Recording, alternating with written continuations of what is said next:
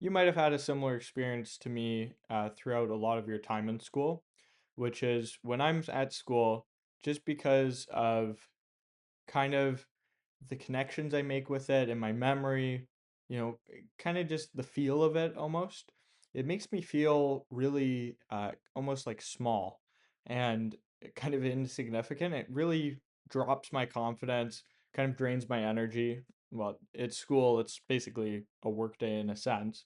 Just kind of drains your mental energy and it makes you feel worse overall.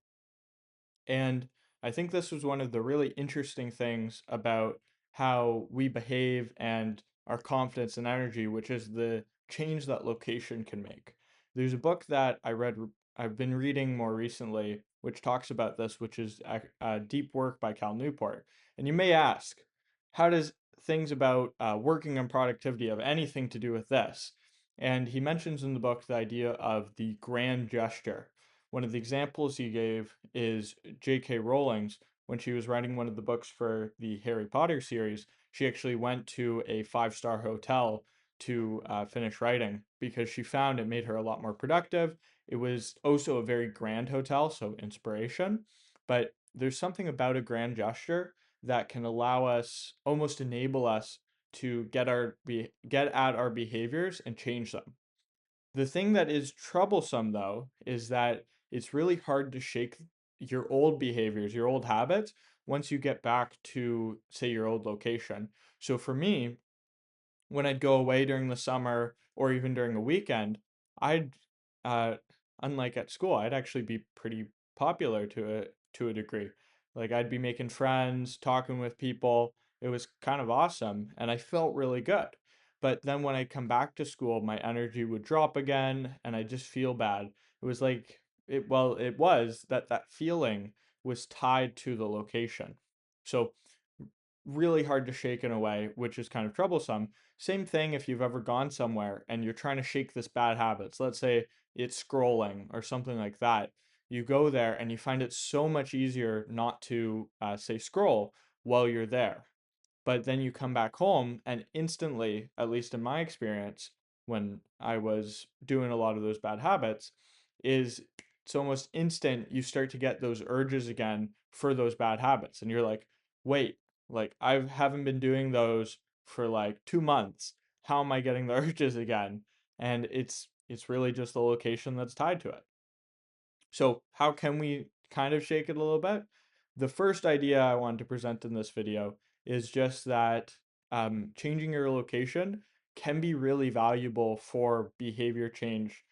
Kind of, it doesn't get you there, but it kind of unlocks the door in my experience. So if I want to really change my behaviors, I can actually go somewhere else for a little bit, and it kind of unlocks the door. It allows me to feel different about things.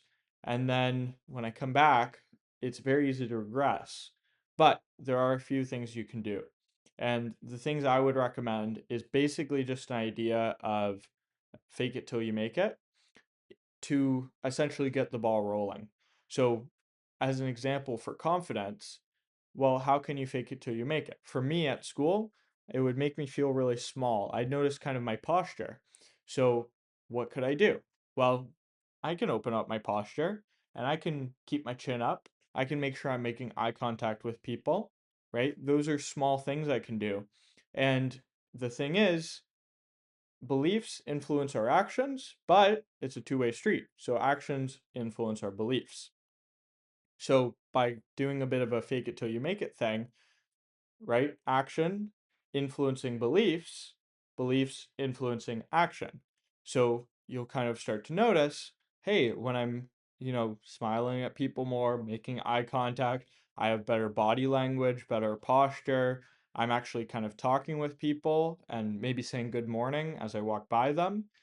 Then I'm getting in more social interactions and I feel more confident. I'm building up my confidence. And then you'll notice, well, now it's easier to get in more social interactions and it kind of keeps the ball rolling. This isn't easy by any means, but it is just a strategy where you can kind of get things going by taking action. I think that's basically true for everything, right? Business, relationships, self improvement, whatever. Taking action is always better than sitting idly or trying to overthink things. to an extent, obviously, right? You don't want to go in without any plan at all, but taking action is really where the magic happens. The other thing you can do is just a strategy of kind of visualizations and affirmations, which is once again just trying to change beliefs. In this case, we can think of thoughts as actions, and our beliefs influence our thoughts. But once again, that two-way street. So if we manually implant good thoughts, I am confident, I like myself, I am responsible for my actions, things like that, then it starts to influence our beliefs. And then we start to think those thoughts, and those thoughts and those beliefs change our actions. So you'll kind of notice, and I thought this was crazy until it kind of worked for me, which is if you start to say, I am this. I like myself. I am confident. Another great one is I was this, but now I am. So let's say you have trouble with like, or let's say confidence, right? I was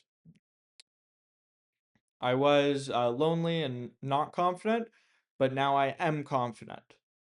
That can be a really good way to kind of break the cycle of things because you're saying I was this, but I'm not anymore. I am this.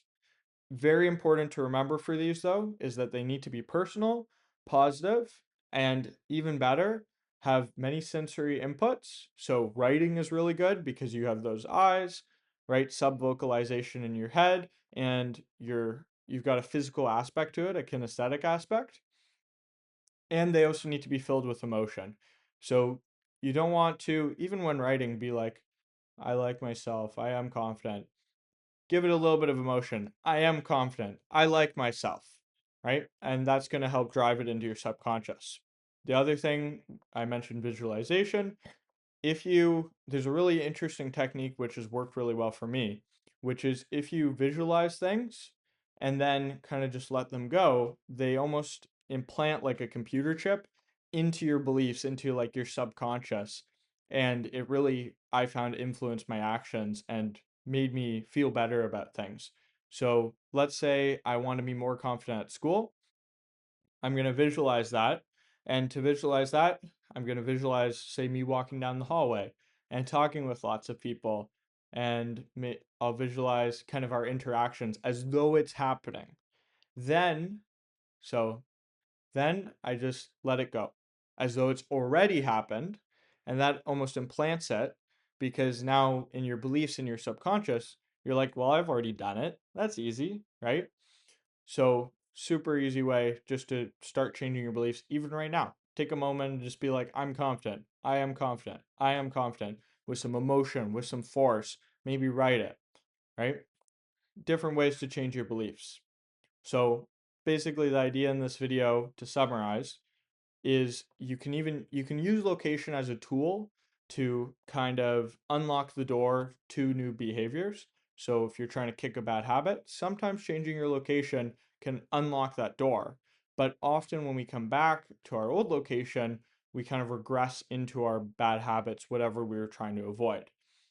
To avoid this, we need to change our actions so that we in turn change our beliefs because it's really hard to change beliefs directly. The easiest gateway to that is changing our actions. And like I said, taking action is really where the magic happens.